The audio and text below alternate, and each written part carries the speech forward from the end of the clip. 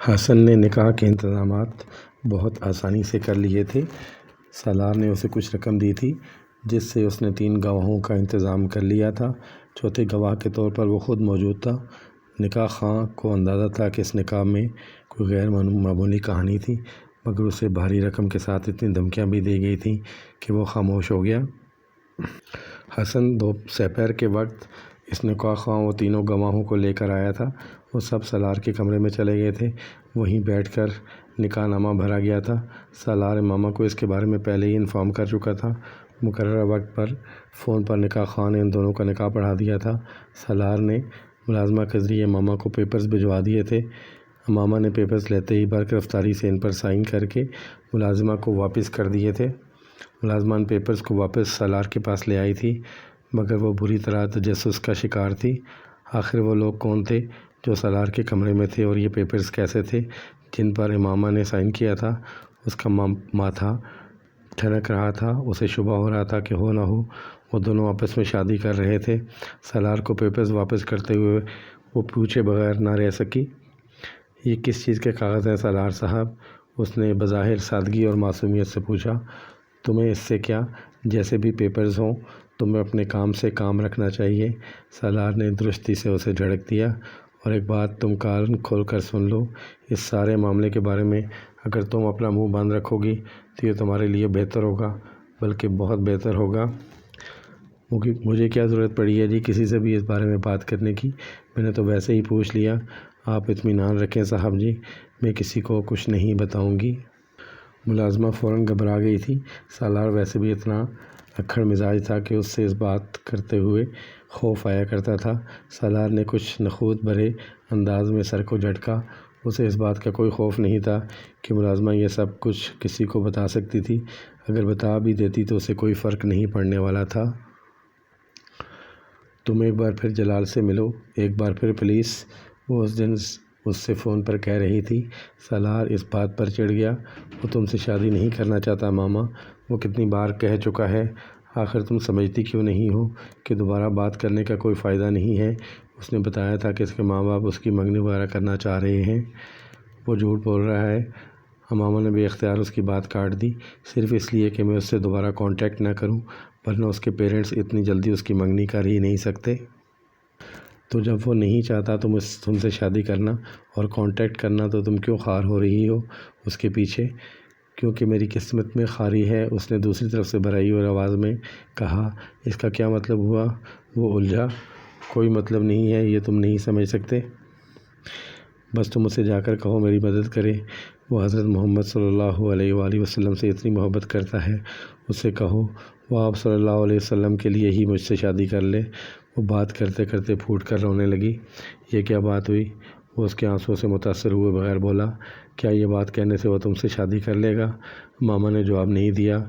وہ ہچکیوں سے رو رہی تھی۔ وہ بیزار ہو گیا۔ تم یا تو رو لو یا پھر مجھ سے بات کر لو۔ دوسری طرف سے فون بند کر دیا گیا تھا۔ سالار نے فوراً کال کی۔ کال ریسیو نہیں کی گئی۔ 15-20 منٹ کے بعد امامہ نے اسے دوبارہ کال کی۔ اگر تم یہ وعدہ کرتی ہو کہ تم رو گی نہیں تو مجھ سے بات کرو، ورنہ فون بند کر دو۔ سالار نے اس کی آواز سنتے ہی کہا۔ پھر تم لاہور جا رہے ہو؟ اس کے سوال کا جواب دینے کی بجائے اس نے اس سے پوچھا۔ سالار کو اس کی مستقل مزاجی پر حیرانی ہوئی۔ وہ واقعی ڈھیٹ تھی۔ وہ اب بھی اپنی ہی بات پر اٹکی ہوئی تھی۔ اچھا میں چلا جاؤں گا۔ تم نے اپنے گھر والوں کو شادی کے بارے میں بتایا ہے؟ سالار نے موضوع بدلتے ہوئے کہا۔ نہیں، ابھی نہیں بتایا۔ اب وہ خود پر قابو پا چکی تھی۔ کب بتاؤ گی؟ پتہ نہیں، وہ کچھ الجھی۔ تم کب لاہور جاؤ گے؟ بس جلد ہی چلا جاؤں گا۔ ابھی یہاں مجھے کچھ کام ہے، ورنہ فوراً ہی چلا جاتا۔ اس بار سالار نے جھوٹ بولا تھا۔ نہ اسے کوئی کام تھا اور نہ ہی وہ اس بار لاہور جانے کا ارادہ رکھتا تھا۔ جب تم بلف کے ذریعے اپنے گھر سے نکل آؤ گی تو اس کے بعد تم کیا کرو گی؟ کہاں جاؤ گی؟ سالار نے ایک بار پھر اسے اس موضوع سے ہٹاتے ہوئے کہا۔ اس صورت میں جب جلال بھی تمہاری مدد کرنے پر تیار نہ ہوا تو؟ میں ابھی ایسا کچھ فرض نہیں کر رہی، وہ ضرور میری مدد کرے گا، امامہ نے اس کی بات کاٹتے ہوئے پرزور انداز میں کہا۔ سالار نے کندھے اچکائے۔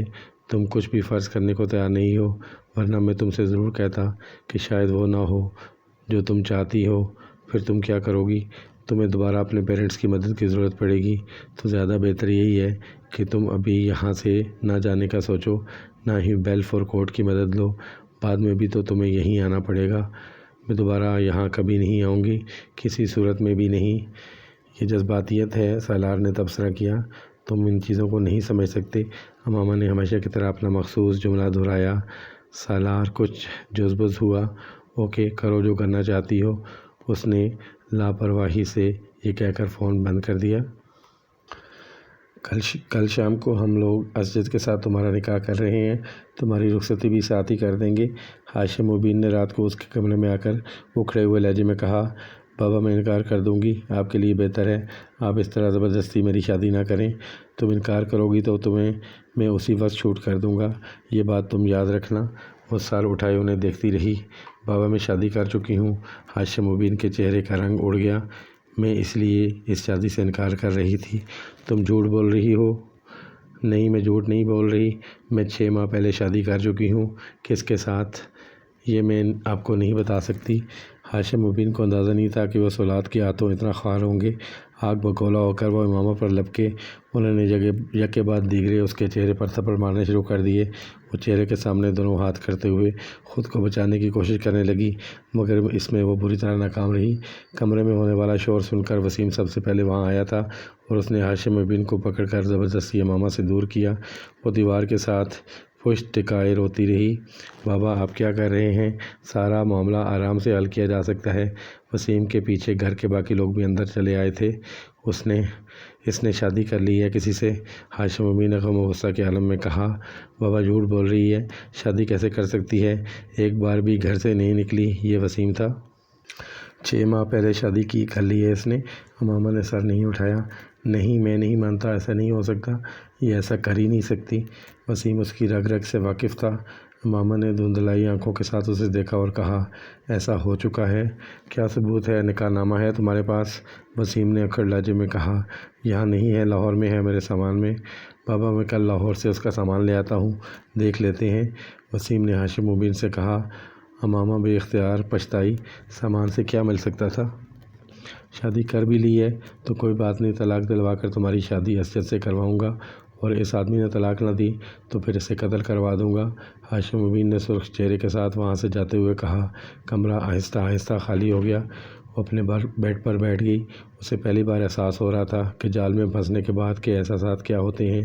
یہ ایک اتفاق تھا کہ نکاح نامے کی کاپی سالار نے اس کو نہیں بھجوائی تھی۔ اگر اس کے پاس ہوتی بھی تو تب بھی وہ اسے ہاشم مبین کو نہیں دے سکتی تھی، ورنہ سالار سکندر کے نام نکاح نامے پر دیکھنے کے بعد ان کے لیے اس تک پہنچنا اور اس سے چھٹکارا حاصل کرنا منٹوں کا کام تھا، اور اس کے سامان سے نکاح نامہ نہیں ملے گا تو اس کے اس بیان پر کسی کو یقین نہ آ سکتا کہ وہ نکاح کر چکی تھی۔ اس نے کمرے کے دروازے کو لاک کر دیا اور موبائل پر سالار کو کال کرنے لگی۔ اس نے اسے ساری صورتحال سے آگاہ کر دیا تھا۔ تم ایک بار پھر لاہور جاؤ اور جلال کو میرے بارے میں بتاؤ۔ میں اب اس گھر میں نہیں رہ سکتی، مجھے یہاں سے نکلنا ہے، اور اس کے علاوہ میں کہیں نہیں جا سکتی۔ تم میرے لیے ایک وکیل کو ہائر کرو اور اس سے کہو کہ وہ میرے پیرنٹس کو میرے شوہر کی طرف سے مجھے حبس بے جا میں رکھنے کے خلاف ایک کورٹ نوٹس بھجوائے۔ تمہارے شوہر یعنی میری طرف سے؟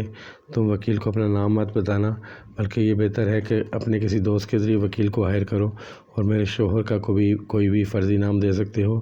تمہارا نام وکیل کے ساتھ انہیں پتہ چلے گا تو وہ تم تک پہنچ جائیں گے، اور یہ میں نہیں چاہتی۔ امامہ نے اسے یہ نہیں بتایا کہ اسے کیا خدشہ ہے، نہ ہی سالار نے اندازہ لگانے کی کوشش کی۔ اس سے بات کرنے کے بعد امامہ نے فون بند کر دیا۔ اگلے روز 10-11 بجے کے قریب کسی وکیل نے فون کر کے ہاشم مبین سے امامہ کے سلسلے میں بات کی، اور انہوں نے امامہ کو زبردستی اپنے گھر رکھنے کے بارے میں اس کے شوہر سے کیے گئے کیس کے بارے میں بتایا۔ ہاشم مبین کو مزید کسی ثبوت کی ضرورت نہیں رہی تھی۔ وہ غصے میں پھنکارتے ہوئے اس کے کمرے میں گئے اور اسے بری طرح مارا۔ تم دیکھنا امامہ، تم کس طرح برباد ہوگی، ایک ایک شے کے لیے ترسو گی تم۔ جو لڑکیاں تمہاری طرح اپنے ماں باپ کی عزت کو نیلام کرتی ہیں ان کے ساتھ یہی ہوتا ہے۔ تم ہمیں کورٹ تک لے گئی ہو، تم نے وہ سارے احسان فراموش کر دیے جو ہم نے تم پر کیے۔ تمہاری جیسی بیٹیوں کو واقعی پیدا ہوتے ہی دفن کر دینا چاہیے۔ وہ بڑی خاموشی سے پٹتی رہی۔ اپنے باپ کی کیفیات کو سمجھ سکتی تھی، مگر وہ اپنی کیفیات اور اپنے احساسات انہیں نہیں سمجھا سکتی تھی۔ تم نے ہمیں کسی کو منہ دکھانے کے قابل نہیں چھوڑا، کسی کو نہیں، ہمیں زندہ درگور کر دیا ہے تم نے۔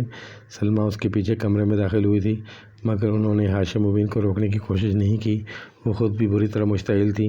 وہ جانتی تھی کہ امامہ کا یہ قدم کسی طرح ان کے پورے خاندان کو متاثر کرنے والا تھا، اور خاص طور پر ان کے شوہر کو۔ تم نے ہمارے اعتماد کا خون کیا ہے۔ کاش تم میری اولاد نہ ہوتی، کبھی میرے خاندان میں پیدا نہ ہوئی ہوتی، پیدا ہوئی گئی تھی تو تبھی مر جاتی، یا میں ہی تمہیں مار دیتا۔ امامہ آج ان کی باتوں اور پٹائی پر نہیں روئی تھی۔ اس نے مدافعت کی کوئی کوشش نہیں کی تھی، وہ صرف خاموشی کے ساتھ پٹتی رہی۔ پھر ہاشم مبین احمد جیسے تھک سے گئے تھے اور اسے مارتے مارتے رک گئے۔ ان کا سانس پھول گیا تھا۔ وہ بالکل خاموشی سے ان کے سامنے دیوار کے ساتھ لگی کھڑی تھی۔ تمہارے پاس ابھی بھی وقت ہے امامہ، سب کچھ چھوڑ دو، اس لڑکے سے طلاق لے لو اور اسجد سے شادی کر لو، ہم اس سب کو معاف کر دیں گے، بھلا دیں گے۔ اس بار سلمیٰ نے تیز لہجے میں اس سے کہا۔ نہیں، واپس آنے کے لیے اسلام قبول نہیں کیا، مجھے واپس نہیں آنا۔ امامہ نے مدھم مگر مستحکم آواز میں کہا، آپ مجھے اس گھر سے چلے جانے دیں، مجھے آزاد کر دیں۔ اس گھر سے نکل جاؤ گی تو دنیا تمہیں بہت ٹھوکریں مارے گی۔ تمہیں اندازہ ہی نہیں کہ باہر کی دنیا میں کیسے مگرمچھ تمہیں ہڑپ کرنے کے لیے بیٹھے ہیں۔ جس لڑکے سے شادی کر کے تم نے ہمیں ذلیل کیا ہے، وہ تمہیں بہت خوار کرے گا۔ ہمارے خاندان کو دیکھ کر اس نے تمہارے ساتھ اس طرح چوری چھپے رشتہ جوڑا ہے۔ جب ہم تمہیں اپنے خاندان سے نکال دیں گے اور تم پائی پائی کی محتاج ہو جاؤ گی تو وہ بھی تمہیں چھوڑ کر بھاگ جائے گا۔ تمہیں کہیں پناہ نہیں ملے گی، کوئی ٹھکانہ نہیں ملے گا۔ سلمیٰ اب اسے ڈرا رہی تھی۔ ابھی بھی وقت ہے امامہ، تمہارے پاس ابھی بھی وقت ہے۔ نہیں امی، میرے پاس کوئی وقت نہیں ہے، میں سب کچھ طے کر چکی ہوں، میں اپنا فیصلہ آپ کو بتا چکی ہوں، مجھے یہ سب قبول نہیں۔ اب مجھے جانے دیں۔ اپنے خاندان سے الگ کرنا چاہتے ہیں کر دیں، جائیداد سے محروم کرنا چاہتے ہیں کر دیں، مجھے کوئی اعتراض نہیں، مگر میں کروں گی وہی جو میں آپ کو بتا رہی ہوں۔ میں اپنی زندگی کے راستے کا انتخاب کر چکی ہوں، آپ یا کوئی بھی اسے بدل نہیں سکتا۔ ایسی بات ہے تو تم اس گھر سے نکل کر دکھاؤ، میں تمہیں جان سے مار دوں گا، لیکن اس گھر سے تمہیں جانے نہیں دوں گا، اور اس وکیل کو تمہیں اچھی طرح دیکھ لوں گا۔ تمہیں اگر یہ خوش فہمی ہے کہ کوئی کورٹ یا عدالت تمہیں میری تحویل سے نکال سکتی ہے تو یہ تمہاری بھول ہے۔ میں تمہیں کبھی بھی کہیں بھی نہیں جانے دوں گا۔ میں بیلف کے آنے سے پہلے اس گھر سے کہیں اور منتقل کر دوں گا، پھر میں دیکھوں گا کہ تم کس طرح اپنے فیصلے کو تبدیل کر سکتی ہو۔ اور مجھے اگر وہ لڑکا نہ ملا جس سے تم نے شادی کی ہے تو پھر میں اس بات کی پرواہ کیے بغیر کہ تمہارا نکاح ہو چکا ہے اسجد سے تمہاری شادی کر دوں گا۔ میں اس شادی کو سرے سے ماننے سے انکار کرتا ہوں۔ تمہاری شادی صرف وہ ہوگی جو میری مرضی سے ہوگی، اس کے علاوہ نہیں۔ وہ مشتعل انداز میں کہتے ہوئے سلمیٰ کے ساتھ باہر نکل گئے۔ وہ وہیں دیوار کے ساتھ کھڑی خوفزدہ اور پریشان نظروں سے دروازے کو دیکھتی رہی۔ اس نے جس مقصد کے لیے شادی کی تھی اس کا کوئی فائدہ ہوتا ہوا نظر نہیں آ رہا تھا۔ ہاشم مبین اپنی بات پر چٹان کی طرح اڑے ہوئے تھے۔ بیچاری امامہ بی بی، ناصرہ نے سالار کے کمرے کی صفائی کرتے ہوئے اچانک بلند آواز میں افسوس کا اظہار کرتے ہوئے کہا۔ سالار نے مڑ کر اسے دیکھا۔ وہ اپنی اسٹڈی ٹیبل پر پڑی ہوئی کتابوں کو سمیٹ رہا تھا۔ ناصرہ اسے متوجہ دیکھ کر تیزی سے بولی، بہت مار پڑی ہے جی کل رات کو۔ کس کو مار پڑی ہے؟ سالار نے کتابیں ایک طرف رکھتے ہوئے کہا۔ امامہ بی بی کو جی، اور کسے؟ وہ کتابیں ایک طرف رکھتے ہوئے رک گیا اور ناصرہ کو دیکھا جو کمرے میں موجود ایک شیلف کی جھاڑ پونچھ کر رہی تھی۔ ہاشم مبین نے کل بہت مارا ہے اسے؟ سالار بے حد محظوظ ہوا۔ واقعی؟ ہاں جی، بہت زیادہ پٹائی کی ہے، میری بیٹی بتا رہی تھی، ناصرہ نے کہا۔ ویری نائس، سالار نے بے اختیار تبصرہ کیا۔ جی آپ کیا کہہ رہے ہیں؟ ناصرہ نے اس سے پوچھا۔ اس کے ہونٹوں پر موجود مسکراہٹ ناصرہ کو بڑی عجب لگی۔ اسے توقع نہیں تھی کہ وہ اس خبر پر مسکرائے گا۔ اس کے ذاتی قیافوں اور اندازوں کے مطابق ان دونوں کے درمیان جیسے تعلقات تھے، اس پر سالار کو بہت زیادہ افسردہ ہونا چاہیے تھا، مگر یہاں صورتحال بالکل برعکس تھی۔ بیچاری امامہ بی بی کو پتہ چل جائے کہ سالار صاحب اس خبر پر مسکرا رہے تھے تو وہ صدمے سے ہی مر جائیں۔ ناصرہ نے دل میں سوچا، کس بات پر مارنا ہے جی؟ سنا ہے وہ اسجد صاحب سے شادی پر تیار نہیں، کسی اور لڑکے سے شادی کرنا چاہتی ہیں۔ ناصرہ نے لڑکے پر زور دیتے ہوئے منی خیز انداز میں سالار کو دیکھا۔ بس اس بات پر؟ سالار نے لاپرواہی سے کہا۔ یہ کوئی چھوٹی بات تھوڑی ہے جی، ان کے پورے خاندان میں طوفان مچا ہوا ہے، شادی کی تاریخ طے ہو چکی ہے، کارڈ آ چکے ہیں، اور اب امامہ بی بی بضد ہے کہ وہ اسجد صاحب سے شادی نہیں کریں گی۔ بس اسی بات پر ہاشم صاحب نے ان کی پٹائی کی۔ یہ تو کوئی بڑی بات نہیں ہے کہ اس پر کسی کو مارا جائے، وہ اپنی کتابوں میں مصروف تھا۔ یہ تو آپ کہہ رہے ہیں نا، ان لوگوں کے لیے تو بہت بڑی بات ہے۔ ناصرہ نے اسی طرح صفائی دیتے ہوئے تبصرہ کیا۔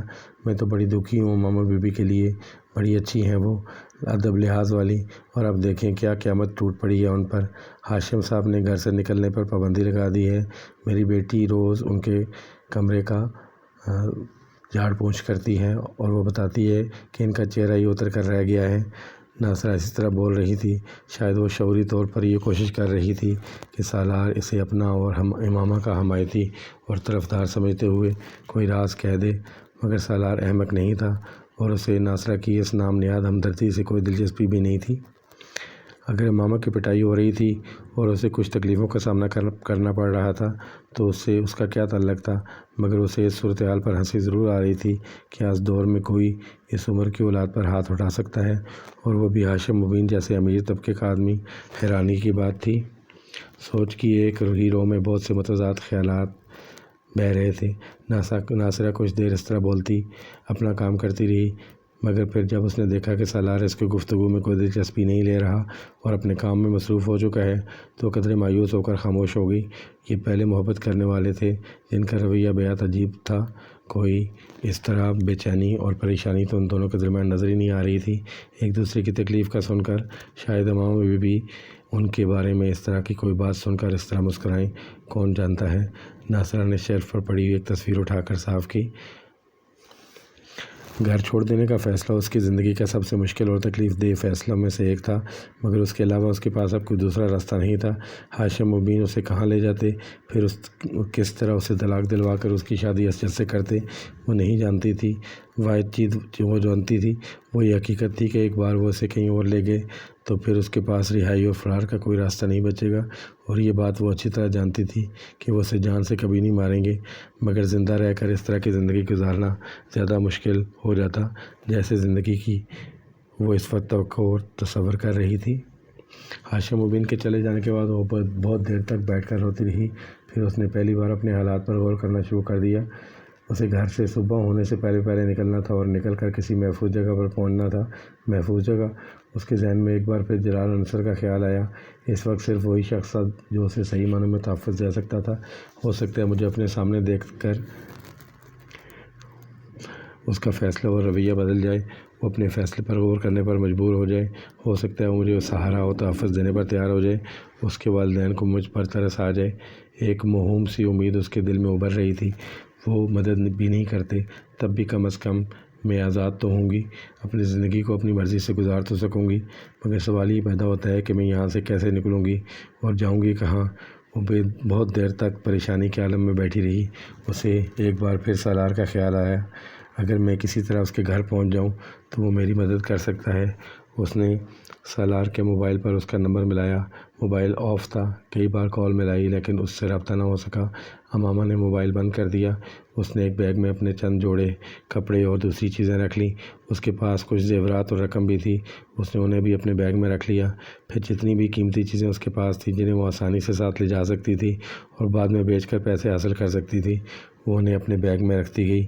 بیگ بند کرنے کے بعد اس نے اپنے کپڑے تبدیل کیے، پھر 2 نوافل ادا کیے۔ اس کا دل بے حد بہت جل ہو رہا تھا، بے سکونی اور اضطراب سے اس کے پورے وجود کو اپنے گرفت میں لیا ہوا تھا۔ آنسو بہا کر بھی اس کے دل کا بوجھ کم نہیں ہوا تھا۔ نوافل ادا کرنے کے بعد جتنی آیات اور صورتیں اسے یاد تھیں اس نے وہ ساری پڑھ لیں۔ بیگ لے کر اپنے کمرے کی لائٹ بند کر کے وہ خاموشی سے باہر نکل گئی۔ لاؤنج کی ایک لائٹ کے علاوہ ساری لائٹیں آف تھیں۔ وہاں زیادہ روشنی نہیں تھی۔ وہ محتاط انداز میں چلتے ہوئے سیڑھیاں اتر کر نیچے آ گئی اور پھر کچن کی طرف چلی گئی۔ کچن تاریکی میں ڈوبا ہوا تھا۔ وہ محتاط انداز میں چیزوں کو ٹٹولتے ہوئے کچن کے اس دروازے کی طرف بڑھ گئی جو باہر لان میں کھلتا تھا۔ عقبی لان کے اس حصے میں کچھ سبزیاں اگائی جاتی تھیں اور اس گھر میں کچن کا وہ واحد دروازہ تھا جسے لاک نہیں کیا جاتا تھا، صرف چٹخنی لگائی جاتی تھی۔ دروازہ اس رات بھی لاک نہیں تھا۔ وہ آہستگی سے دروازہ کھول کر باہر نکل آئی۔ کچھ فاصلے پر سرونٹ کوارٹرز تھے اور بے حد محتاط انداز میں چلتے ہوئے لان عبور کر کے اپنے اور سالار کے گھر کی درمیانی دیوار تک پہنچ گئی۔ دیوار بہت زیادہ بلند نہیں تھی، اس نے آہستگی سے بیگ دوسری طرف پھینک دیا اور پھر کچھ جدوجہد کے بعد خود بھی دیوار پھلانگنے میں کامیاب ہو گئی۔ تو ناظرین، اس کے ساتھ ہی یہ قسط اپنے اختتام کو پہنچی۔ آنے والے ایک ساتھ کو دیکھنے کے لیے چینل کو سبسکرائب کر لیجئے، اپنے ویلیبل کمنٹ ضرور دیجیے گا کہ آپ کو یہ کہانی کیسی لگ رہی ہے، اور ویڈیو کو لائک بھی کر دیجیے گا۔ حاضر ہوتے ہیں ایک نئی ویڈیو کے ساتھ۔ اللہ نگہبان۔